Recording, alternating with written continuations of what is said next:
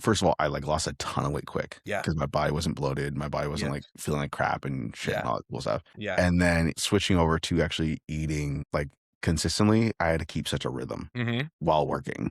Yeah. Yeah. But did you feel overall better? You felt your energy was better, you performed better in the gym? You probably Yeah. weren't having any cravings? For at least the first, I want to say 8 weeks till about week 8, we were cool. Yeah. Between week 8 and week 3, there was a shift where it was my body fat percentage got so low to where it Everything was like sucks. everything Yeah. miserable. Yeah, Especially below those last, 10%. like, 3, 4 weeks, there's no brain cells left. There's no energy for human interaction, there's no energy and no patience for other people. You were just, like, in a box and like a, a shivering, like, poor Victorian child all the time. Yeah. Yeah. And you're actually cold all the time because you Yeah, have no you're fat. fucking cold all the time, doesn't matter if it's 90 degrees outside. You know what I hated is when my feet, so there's like a little, if you don't know anatomy, there's a little pad of feet, like a Mhm. little like fat pad of in your feet, And you lose it. right? That stuff goes away Yeah. when you're Yeah. like sub 8% body fat, Yeah. which is insane. Your feet hurt to walk on, dude. Yeah. No, Yeah. my little U-shaped treadmill is all I would walk on. I would have to walk around without socks on, without shoes on sometimes because Yeah. I was like, this is just, my shoes are uncomfortable. Mhm.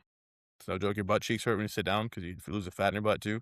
Yeah. You can't sit on a Yeah. hard surface. Yeah. Mhm. Cool stuff, bro. It's the joy of life, Yeah, man.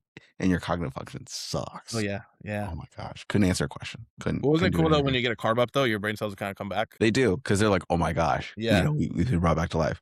Yeah. So carb ups are good. Like, how do you know when it's time to give someone a carb up? So you got a couple metrics to track. So usually body weight is not the biggest indicator, but it's overall just like rate of loss throughout the weeks. It's Hmm. biofeedback. How hungry are you? How's your training? How's your sleep?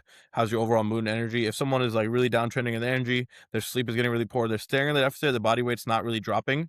Visually, Hmm. I'm seeing them flatten out, but their body's kind of holding out a lot of water. That's a good sign they probably need a refeed or a boost in energy. If someone's holding for a while, they're not losing fat, they're doing everything they need to. And overall, they're feeling totally good and great. There's no reason for me to give them a refeed, right? I just have to either push their diet harder or push their cardio harder.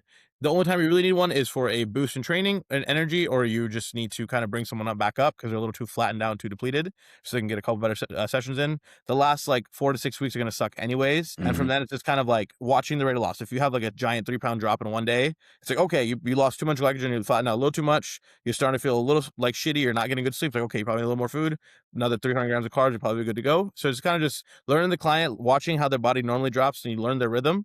And then you Hmm. kind of learn when they need a refeed or when they don't. Like my client Mohammed, who I prepped probably for like 20 plus weeks, I was probably giving him a refeed like every 2 or 3 days, or every like two or three times a week.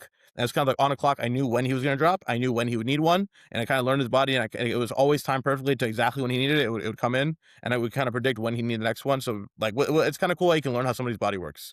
Hmm. That yeah. So okay, like what does it mean by learn someone's body? I mean, this is a super like interesting part of how this works out.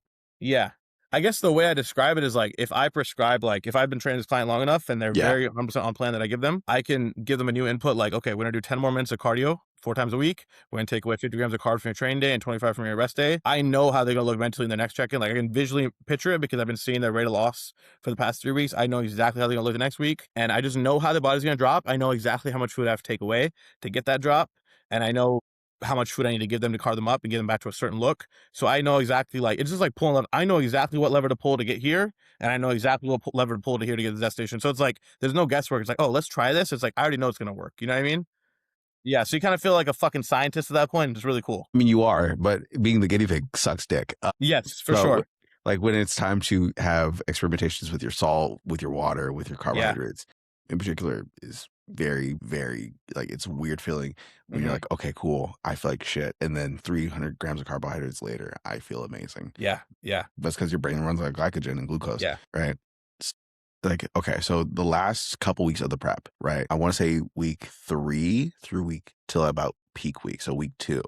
Right. When you didn't see weight move. So this is for my prep. Like when you didn't see weight move at all, but my body composition still changed. Mm. How did you like respond to that as a coach? So sometimes, like for example, those last couple of weeks, like your body weight wasn't dropping tremendously, but I was visually watching you get sharper and sharper and sharper. So it wouldn't really make sense for me to pull back more food because visually you're seeing the changes, and it's just either poop you're holding on to or just extra water because clearly the fat has to be going somewhere, right? So based off that, there's like you don't ever want to make any like sharp reactions like, oh, he's not dropping weight. You got to look at all the factors. How's he feeling? How's he move his energy? How often is he pooping?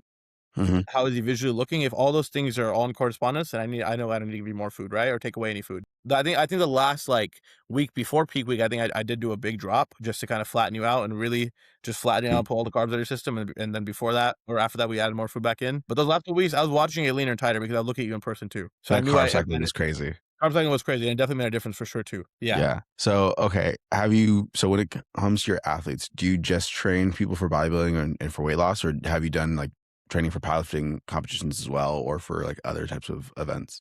Mainly just bodybuilding and lifestyle. I have, one client, Daryl, that does, like, jujitsu. I get him ready for, like, jiu-jitsu competitions. My girlfriend does powerlifting coaching. That stuff's all fun and cool, but it just doesn't interest me at all. Yeah.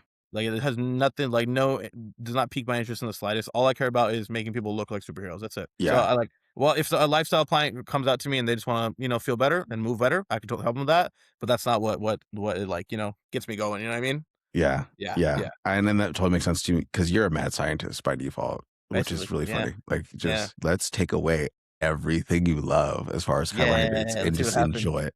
It's like a Yeah. mental study too, dude. What happens when you take away someone's food and they crack? Okay.